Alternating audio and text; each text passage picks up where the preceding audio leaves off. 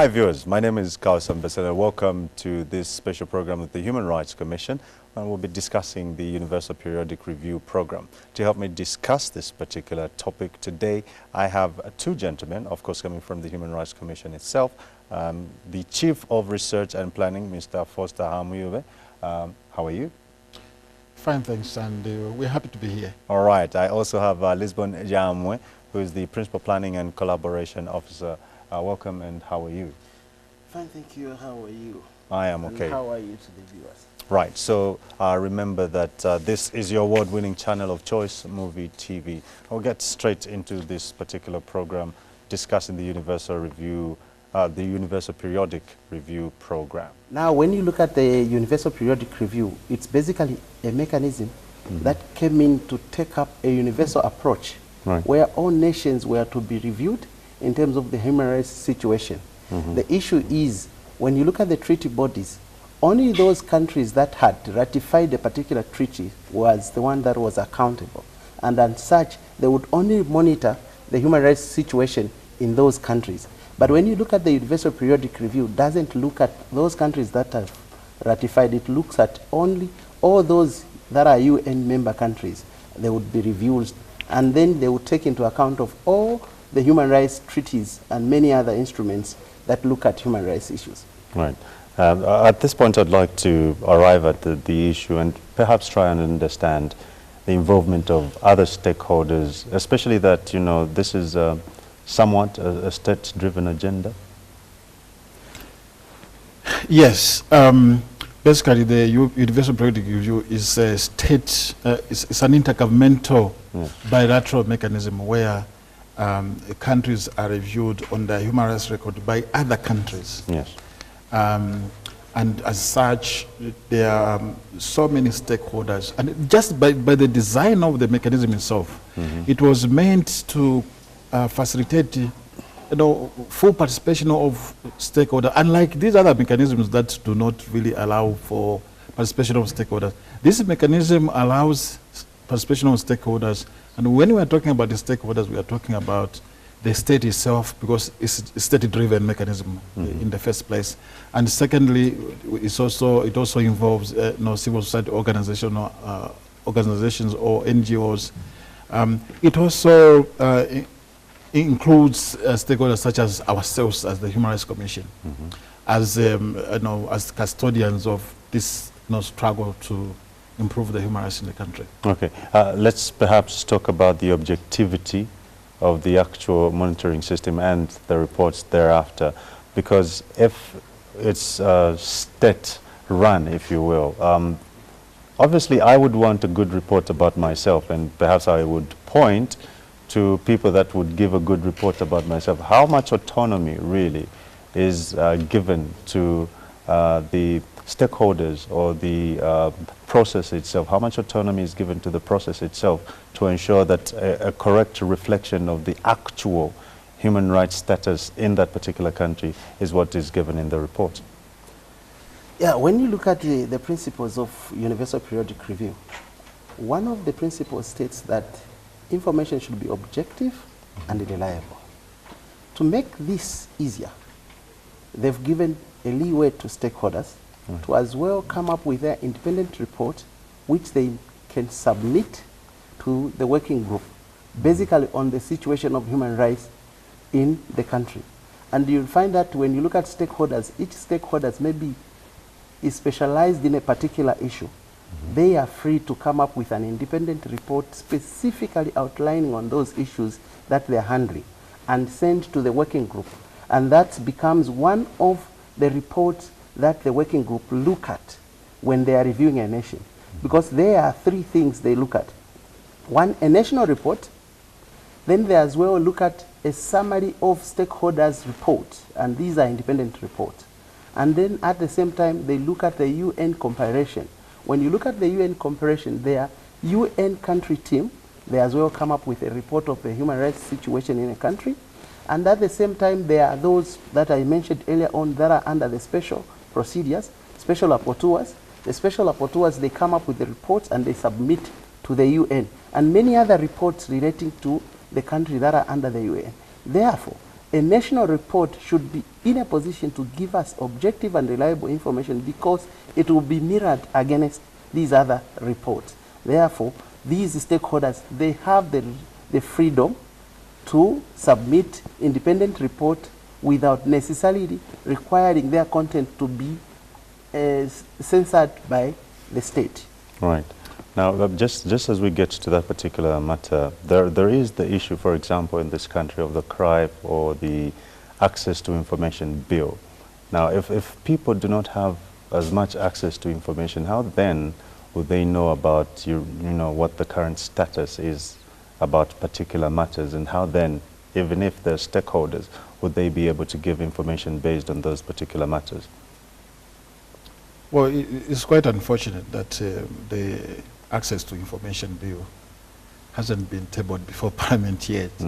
I think those that have been following this process, the Universal Periodic Review, will recall that that has been a recurrent recommendation from the Universal Periodic Review. From 2008, when the process started, the first review that Zambia now underwent, and the second, which took place in 2012, including the last one, which took place last November, you will find a recommendation that is requesting Zambia to actually table this Access to Information Bill before Parliament. Okay. However, despite the fact that the Access to Information Bill has not been taken to Parliament, stakeholders are at liberty, within limited resources or whichever way they can, they have to reach out to the grassroots, right. The right holders, and make them aware of what is going on. And for us as the Human Rights Commission, we took it upon ourselves, and we started the process of going around the country, meeting our stakeholders. That includes people from government departments, ministries, and the agencies. We have also been meeting, CSOs, including other stakeholders such as the academia, just to discuss about this UPR. What is it? What does it seek to really change on the ground? And how do they participate in the process? Right. And so we've tried, and most of the places we've been to, we've been to all the 10 provinces, by the way. Okay. And we just concluded this week visiting all the 10 provinces. We needed over a period of about 6 months. Right. No, 5 to 6 months. Okay. And we ended our meeting in Chipata just last Friday. Okay. And wherever we've been, we tried to not just discuss the issue in a workshop or in a meeting but we also went on air, radio, where the radio stations we worked with the radio stations to discuss what this UPR is all about, right. And how does it benefit an ordinary person like you and me. And so that has been our approach. Right. And we hope that through the people that we've been able to meet, then those people have been able to take the message to other people that were not able to meet us. Okay. You've been engaging stakeholders. What would you say, if you were to rate on a scale of 1 to 10, what has been the efficacy really of these stakeholders in helping to arrive at an accurate sort of report regarding the state of human rights in Zambia? I will give you an example. Before the review took place last November, we engaged our stakeholders from both the state as well as non-state actors, and we availed what we call our independent submission towards the Universal Periodic Review, which our stakeholders had input into, and they also had time to discuss with us the implication of some of those things that we are recommending. Apart from that, we also, through the process that I discussed, the meeting that we held in all the 10 provinces, we had the time to discuss the draft report, which just came out from the last review, which took place last November. And in the draft report, there are about 203 recommendations. And so we took our stakeholders through that report, which recommendation had the state accepted, which recommendations has the state deferred, which means that they are still thinking about whether to accept that recommendation or not, and which recommendations have they rejected.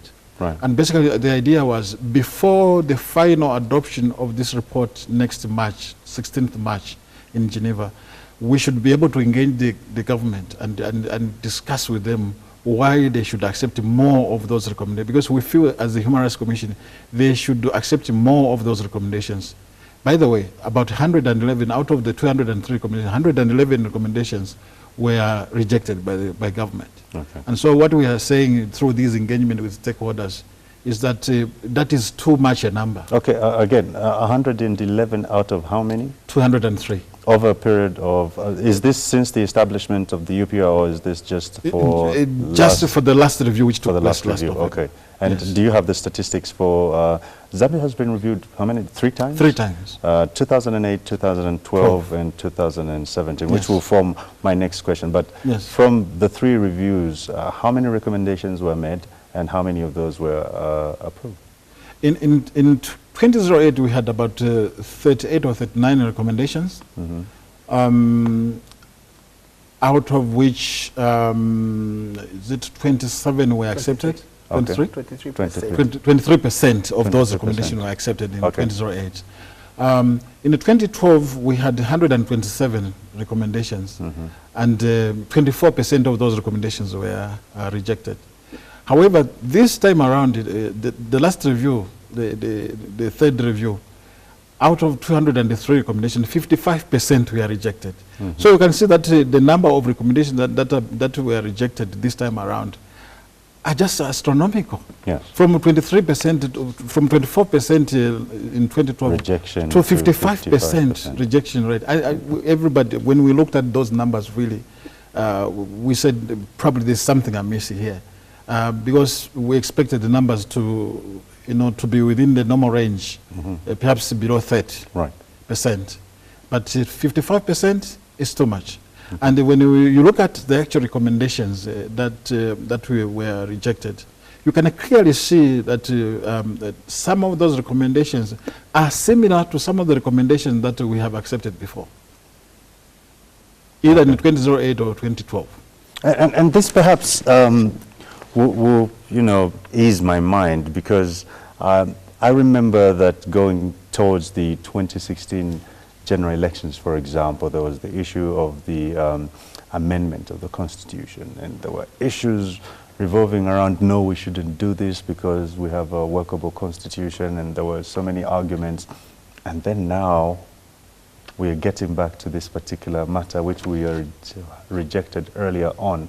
And then you're talking about some of the recommendations that are being rejected now that are similar to recommendations that were accepted previously. What's the consistency pattern like? And because it must be worrying for people like the Human Rights Commission, who are trying to ensure that Zambians enjoy their rights, and there are these inconsistencies in terms of rejections and the ones that are being accepted. Maybe just to add on, considering that aspect of the fact that they were rejected and those that were accepted, I think what the Commission has been doing is basically to try by all means to engage the government, Right. to see to read, maybe they highlight on those issues that they've seen that probably may bring in element of inconsistency either to the Constitution or to the 7th National Development Plan or to the other recommendations that were accepted, because you would find that maybe within the 2017 there are other recommendations that were accepted that are similar to the ones that were rejected. So our idea is to see to read that maybe probably we engage on the government so that maybe they can review on those other rejected and see if at all they can, in the next, on 16th, maybe probably they may change their position regarding the same. Okay. Why we are doing that is because when you look at national human rights institutions like the Human Rights Commission, we have a mandate under UPR, a role to play, and one of the roles is to scrutinize on the recommendations either rejected or accepted, and see to read that implementation brings out what is expected in the society in the improvement of human rights. Okay. You wanted to chip in. Yes. Clearly, I think the inconsistencies and the contradictions are undeniable. Right. Clearly, we have highlighted this to our colleagues in the Ministry of Justice, which is the focal institution in terms of the Universal Periodic Review, Right. to say they need to review the position that they've taken regarding this recommendation that they have rejected. Mm-hmm.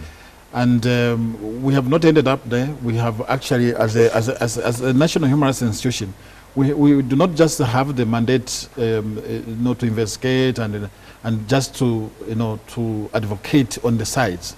Rather, we also have an advisory role in terms of advising government on some of these issues, including position that they take on international human rights matters. Mm-hmm. And regarding these recommendations that were rejected, that seemed to have raised some contradiction and inconsistencies. We have written an advisory where we indicated our position and clearly stating how these inconsistencies arise, whether it is against the binding treaties that we are signing or we are parties to, right, or whether it is through the constitution or laws or policies that government is currently implementing. mm-hmm.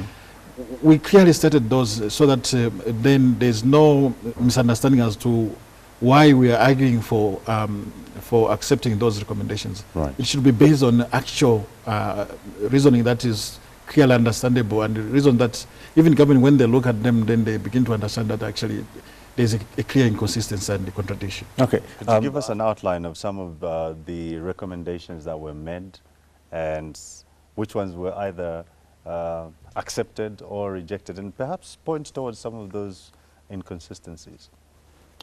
Well, I'll give you an example.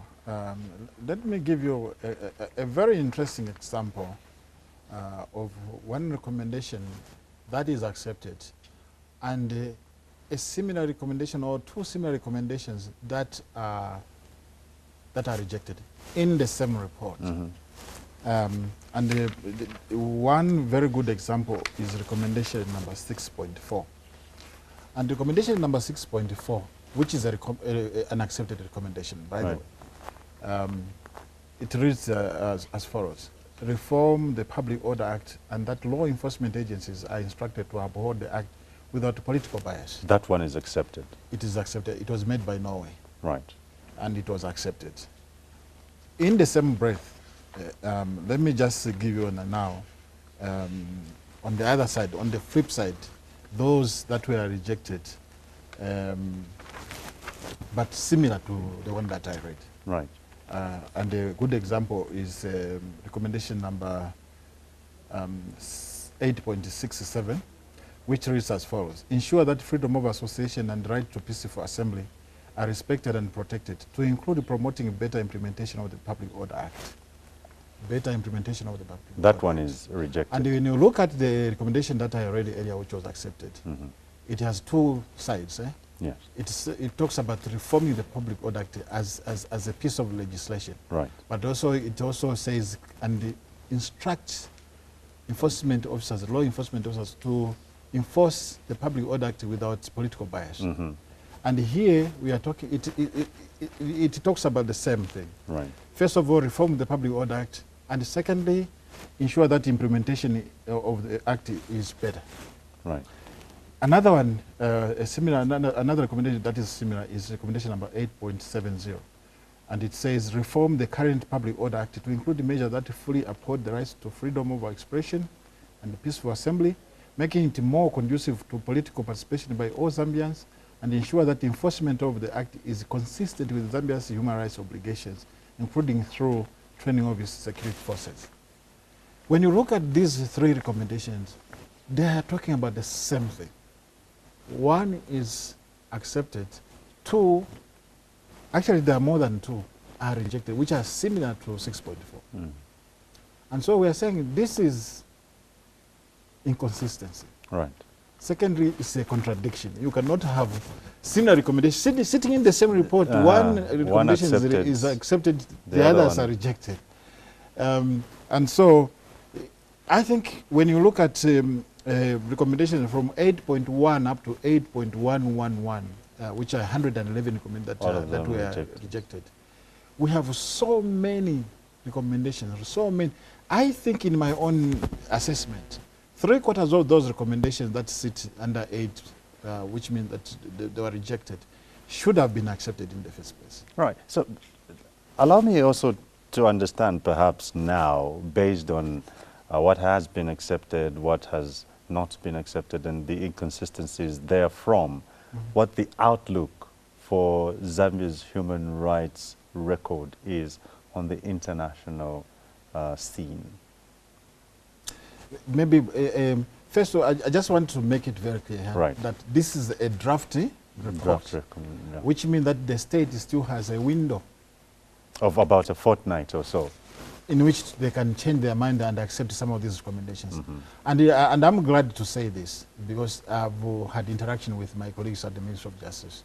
There's a lot of goodwill, there's a lot of actually acceptance amongst themselves that probably that is what we are recommending as Human Rights Commission, to accept more of this commission is actually the right thing.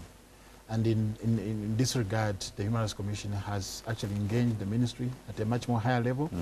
And we hope that before the final report is adopted on the 16th March, we will have sat down with Ministry of Justice to just iron out and clean this report and get some of these recommendations that were rejected accepted. Okay, I know it's difficult sometimes to draw a line between the two, but the issue of government and a political party running affairs, how thin or thick really is the line between just looking at issues from a governance point of view and looking at them from a political point of view, the interference from political players, or is there some political interference in some of these processes? Really, how thin or thick is the line? Well, I should say that human rights concerns everybody, whether you are in opposition, whether you are in a ruling party. You need human rights. Of course. The human rights are for everyone. Yes. And so I tend to think that everyone who is tasked to work on a document like this, which seeks to improve the state of human rights in a country like ours, is doing whatever they are doing in the best interest of our country. And I tend to think that that is the spirit that the team that was working on this document actually carried with them. And we hope that that's the spirit that we are going to work with. Because UPR is not an event that takes place once and then you forget about it. It's a process. It's an ongoing work that starts and does not end. And we hope going forward, that's the spirit in which we are going to work as citizens of this country, working to better ourselves, have better enjoyment of human rights, and making this country great. Now, as the Human Rights Commission, in terms of making the general citizenry aware of their rights, what have you been doing really? I know you mentioned radio, and you are on TV right now, but really, outside of this, what have you been doing to, just continue to sensitize people on these particular rights that they have? And also, perhaps you can just tell us about the, the UPR in terms of some of the challenges that you've had and perhaps the successes in terms of the information dissemination to the general masses. Basically, as a Human Rights Commission, what we've been doing is that we've been carrying out sensitization, like it's been mentioned, because one of the roles for the Human Rights Commission is to disseminate information relating to UPR and the recommendations coming from UPR. And what we've done is that just to help, we've produced this particular brochure. Basically, this brochure just talks about generally on the concept of universal periodic review. And then at the same time, we have this for various stakeholders to know that they have a role in the UPR process. And not only that, I think prior to the review, there was a public campaign to some extent. I think the Foster and the other team, the civil societies, they were on air specifically to try by all means to sensitize people and inform them of the fact that the country was being reviewed, and if people were interested, they were going to follow through the live screen. And not only that, if you look at the pop-up banner, it's talking about what we're doing as human rights and what UPR is all about. And we've been carrying out various activities that involved dissemination of information on UPR. And then what we've realized, of course, there may be challenges. I think there is out there information on UPR is not much. A lot of people did not know at a time when we were moving it. I think when we were leaving, at least we left out a good number of those that we could have reached out, having an idea of what UPR is all about. But not only that, because we've done it, we will still go forward and continue sensitizing people. And when you look at the successes, we would say maybe for us to have gone to all the 10 provinces was a success. And not only that, in 2012 we developed what we call a universal periodic review monitoring implementation monitoring framework. And that particular document helped out those that took time to look through it and those that we reached out in understanding on what is expected of the country regarding recommendations. Because one thing we should understand is that when we hear of a recommendation that was accepted, it simply says that the state said they will implement that particular recommendations, and the idea is to achieve the intention of that particular recommendation. So what we did was to come up with a monitoring framework that helped out in assessing on whether the recommendations were implemented effectively. Now, yes. Yeah. Clearly, we have a lot of constraints. The Human Rights Commission doesn't have the resources. And here we are talking about the numbers of members of staff working in the commission is too small to cover the entire country. You may actually be aware that we only exist in 5 provinces out of 10 provinces. We do not have resources to support the few members of SAUD that are available, that are working in the commission, to go and reach out, in these provinces where we don't have officers. You earlier, asked, whether there was a thin line between politics and actual state working independent of that political pressure. And sometimes this is one of the constraints that we face when we are going out to discuss about human rights, because when you say something that is negative, people tend to think that probably you are against the state or something like that. And when you say something positive about what is happening in our country, people tend to misunderstand and think that you are probably supporting the ruling party. That's not the case. The Human Rights Commission is a neutral a player in the promotion and the implementation, in the promotion and the protection of human rights. And so our mandate is to be independent. Where things are not being done the right way in terms of promoting and protecting human rights, we'll stand up and highlight those. And where clearly the state has made the effort to try and improve human rights, we'll stand up and applaud them and say, can you continue doing what you're doing, and even do better. And so those are some of the constraints, because people out there, when we go out to sensitize them about human rights, we say, we highlight both, the failures and the successes. And so sometimes they want to capitalize on, on one issue and leaving out, the other issues that we have talked about. It's a constraint, but I think people are now beginning to understand that that is our mandate, and so we can talk about the negatives, the failures, and we can talk about the successes at the same time. All right. Unfortunately, time is no ally, but gentlemen, I would like to thank you very much for coming through to Muvi TV to share with us information regarding the UPR. Well, viewers, you have it with me. We've learned, we've had the privilege to be, given a lecture right here by it's a gentleman from the Human Rights Commission. That's Foster Hamuve, who is the Chief of Research and Planning, and of course, Lisbon Jamwe, who is the Principal Planning and Collaboration Officer. My name is Kausam Basela. Thank you very much for watching. Bye-bye.